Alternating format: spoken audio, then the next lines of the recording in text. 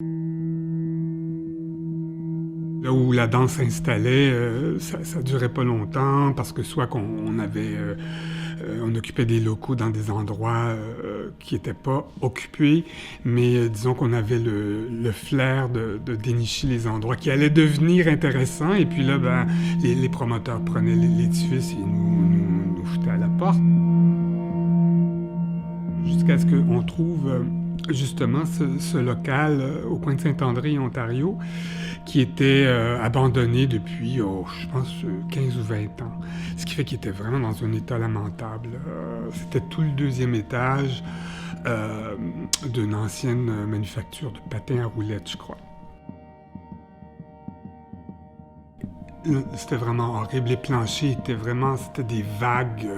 Ça pouvait monter à 2-3 pieds tellement les planchers avaient travaillé. Alors vraiment, il fallait tout refaire. Il n'y avait aucune division. Bon, c'était tout ouvert.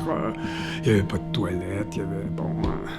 Et donc, on s'est retroussé les manches, les 10, et puis, avec l'aide d'amis, on a tout arrangé l'espace, on a refait les planchers, on a fait des divisions, on a fait les réparations qu'il fallait.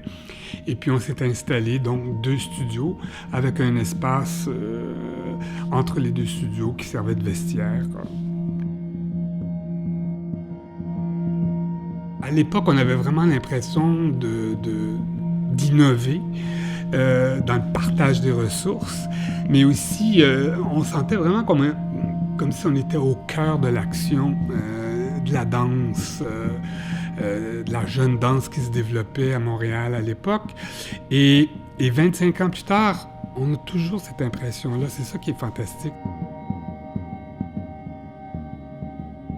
Quand on a à sortir de notre bureau pour aller chercher un verre d'eau, un café ou aller se diriger vers le studio, comme il y a plusieurs bureaux de compagnie qui sont installés dans l'édifice, j'aime bien croiser soit les autres chorégraphes ou les directeurs administratifs ou le personnel des autres compagnies. Puis j'aime bien certaines fois, il y a des discussions là, très, très graves, très sérieuses qui se produisent dans l'escalier de façon tout à fait non planifiée.